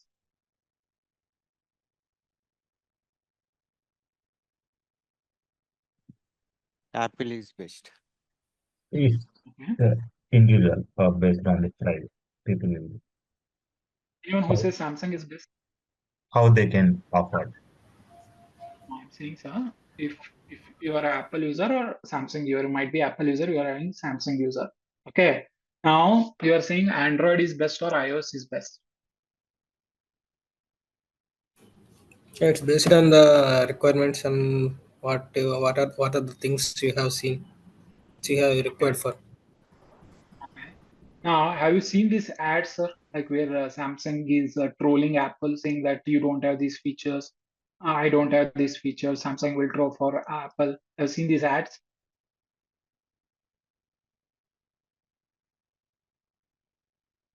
Advertisement, have you seen? Yes, In yes, yes, TV. we have. Now they're trolling each other, but also Apple is not filing any lawsuit or case on Samsung. Why? Marketing. Exactly. So what they're doing is their Apple is trolling Samsung, Samsung is trolling Apple. Based on this, the customer talking about themselves and the marketing for them is easily organic and it's going vastly. There are similarly happening with Snowflake and Databricks. Now, now I would say whatever the Databricks is doing, that is similar to that Apple. Okay, whatever Snowflake is doing, that is similar to Samsung. Okay, now they are you can see a lot of posts or a lot of videos where someone say Snowflake is best, someone say Databricks is best. But the thing is, both are having equal number of features, and some features are better in Snowflake, some features are better in Databricks. Okay, these are just some marketing things that are happening in the online. But when I say why Snowflake is better than Databricks, if you ask me, now what is the least cost? What is the recent Apple phone that has been launched? iPhone 15 or 16? 16. Okay. Now, what's the least price of iPhone 16? Or like starting price? 80K. 80K. Now, Samsung, what's the least price you can get? Say 20K. Let's say 20K.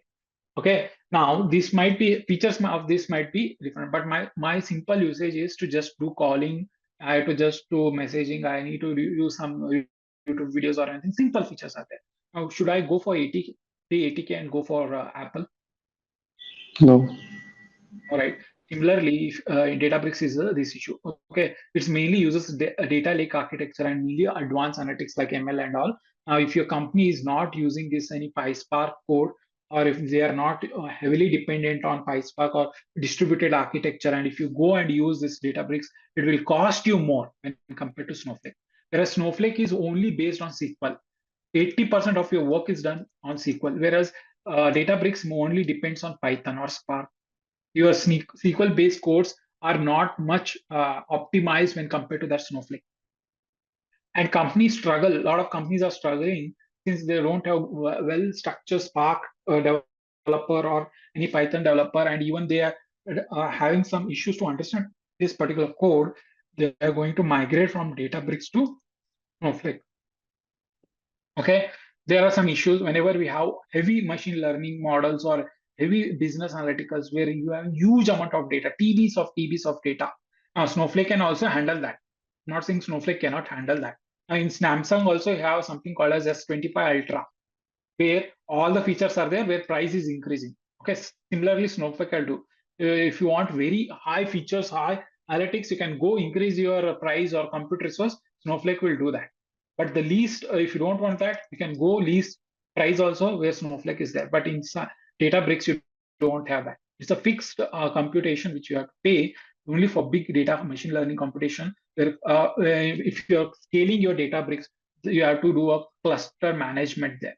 You need to increase your cluster. You have to make sure that whatever the cluster you're using, you are scaling it in a proper way. If you're unnecessarily increasing your compute cluster, it will cost you like anything. Okay. Whereas in Snowflake, it's a pay auto scaling. It's just a pay as you go. Even Databricks is a pay as you go model. Whatever you use, only for that you will be paying. But the cost compared to Snowflake, that is more. But I won't say that Snowflake is best, Databricks is best. I'm not going to say that because both are having good number of opportunities in market. Whereas in Snowflake, I would say 60 to 65% of the job openings are there on Snowflake. Whereas at Databricks, it is around 40% of jobs are there. Okay. Any doubts in this?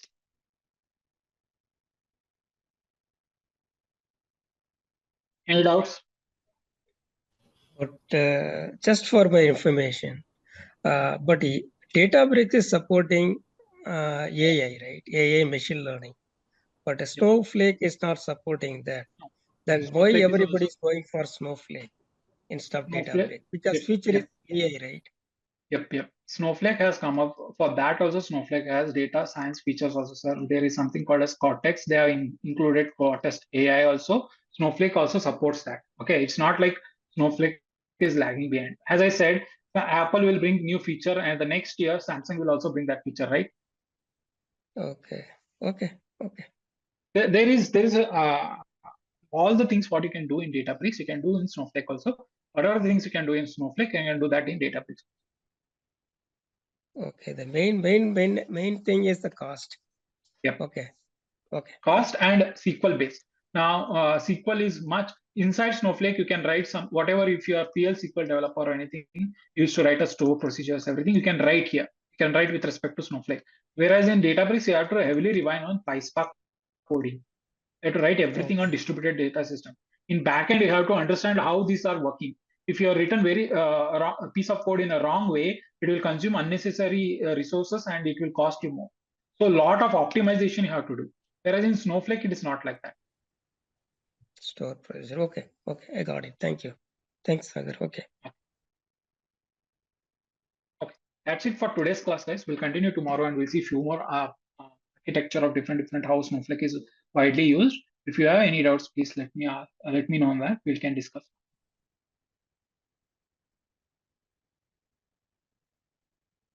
Sagar, one doubt. Is there any mandatory to select the region according to our present current region, or else we can So select whenever randomly, right? Yeah, we can select randomly. Whenever you will be creating any Snowflake account, it will first ask you which cloud you want and which region you want. Okay. Usually what companies do, if they are heavily dependent on US, their market is there in US. They have a company residing in US. So usually they try to connect nearby so that there will be no latency, I would say. But if you consider different region, but just for safer zone, they'll select nearby region. Naidu here. You're saying Snowflake is completely SQL based and Databricks is it is PySpark, right? But nowadays we can use Snowflake also. We can use PySpark, right? Like Snowpark. Yeah, I'll come to that. I'll explain that. You can use PySpark also, but in Databricks, whatever the Spark code you write, right behind it is a distributed system. Again, it is completely you have to go and see what Spark, everything, how it's working. It was, but Snowpark doesn't use Spark. Okay, coding and all you are doing, but backend it is converting into a SQL based code only, and it's executing. So whatever the optimization part you have with respect to Spark, right, that has been eliminated in Snowpark. Okay.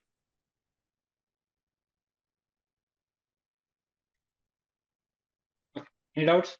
Hey, hi, I have put the one message to you. Can you please answer that one? Don't see that message. Can you Yeah, please send again? so are we going to learn Snowflake setup on a cloud or its demo and creating prod and develop environment schema, user access, etc.? Are we covered in this one? Let me share the syllabus.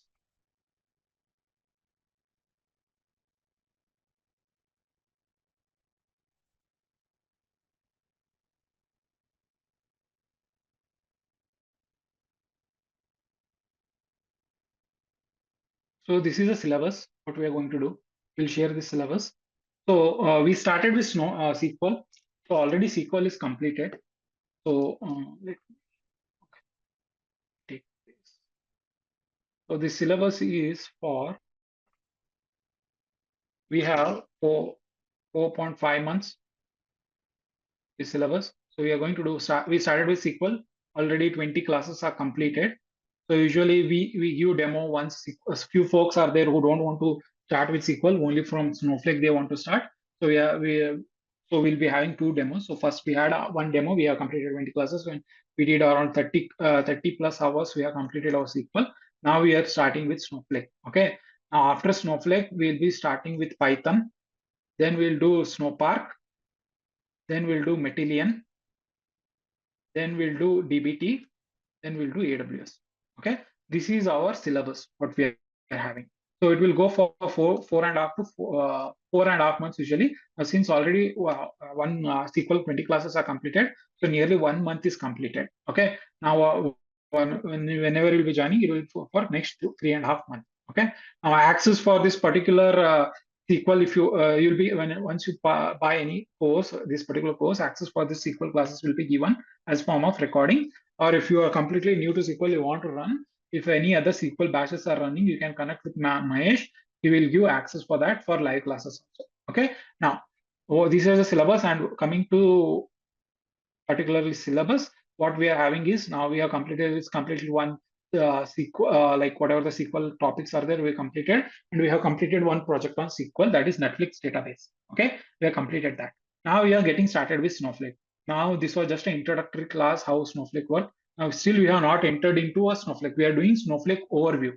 Now tomorrow I'll be entering with the Snowflake architecture. We'll understand architecture, how it works, how we need to log into Snowflake and all. Once that is done, we'll be exploring each and every component in Snowflake. Okay, we'll be seeing all the things, how we can bring the data, what are the virtual warehouse, how we can load the data, unload the data, how we can use NoSQL CLI, how to do any time travel, zero copy cloning, what all the features I talked, right? Each and every feature, Snowpipe, how to connect with AWS, how to bring data from AWS, how to connect with Matillion, how to use Matillion, how to do the data governance, how you manage the data.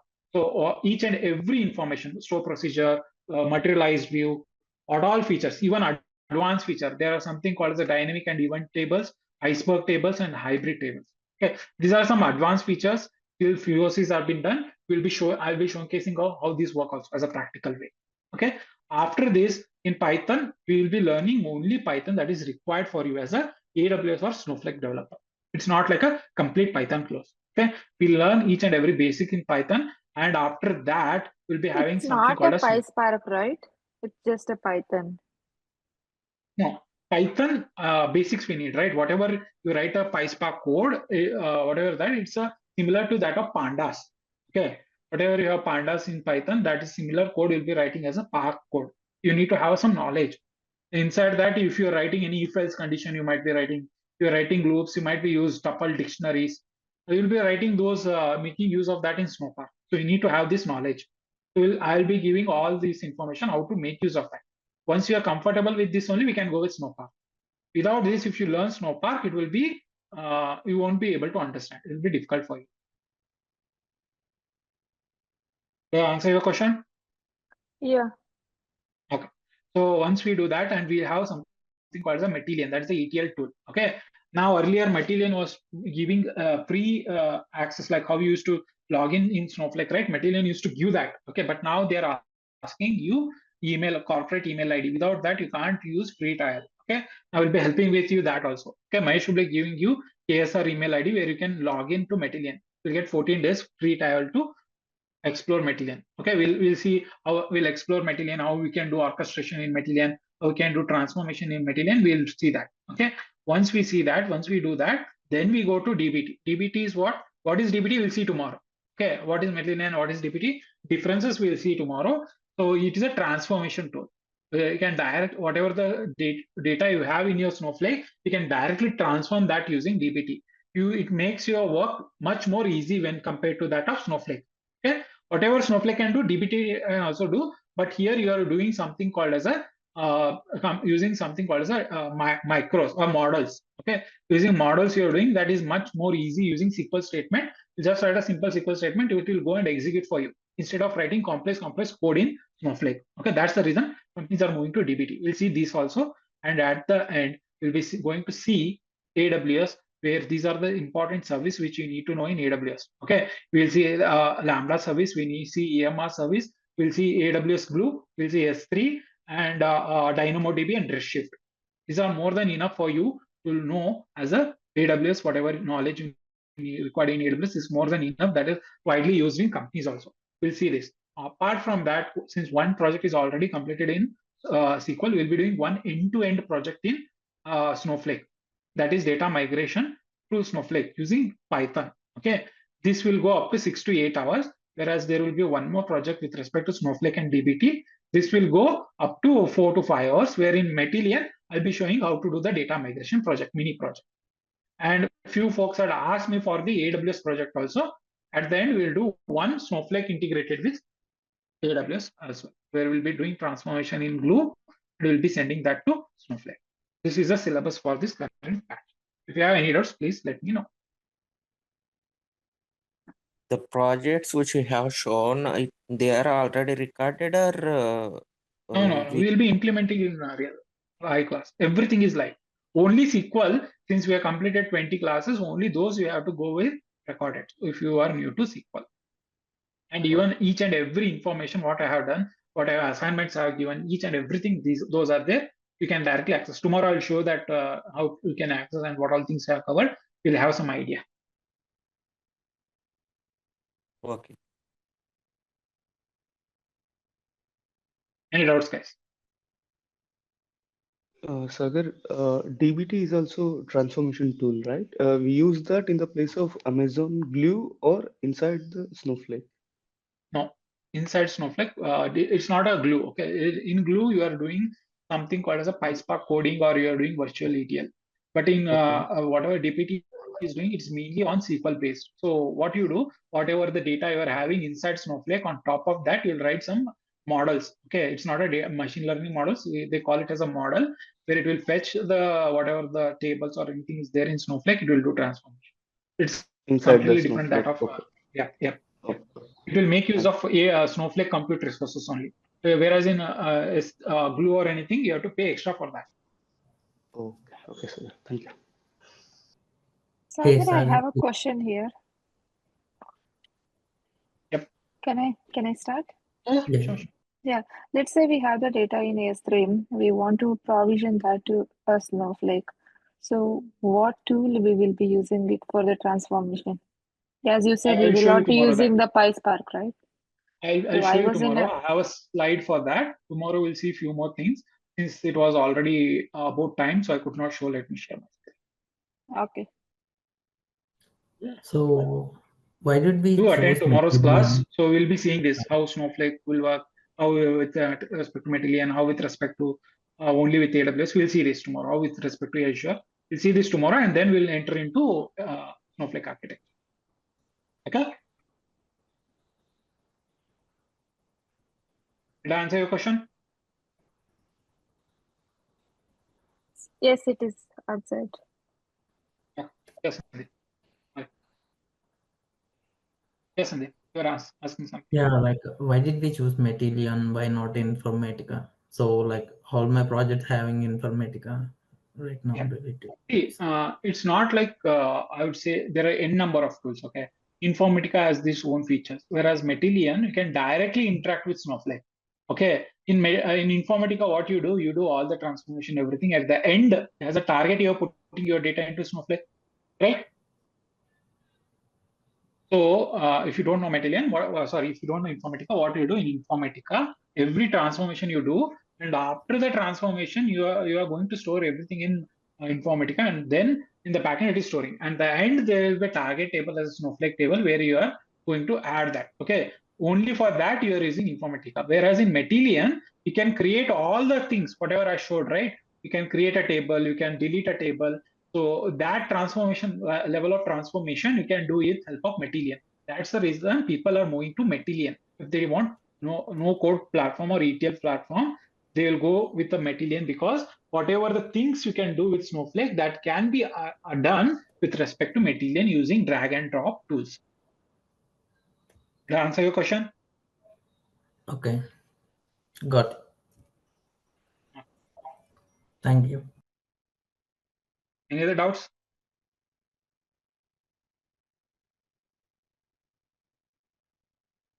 Any other doubts? Okay. If no doubts, can we meet tomorrow?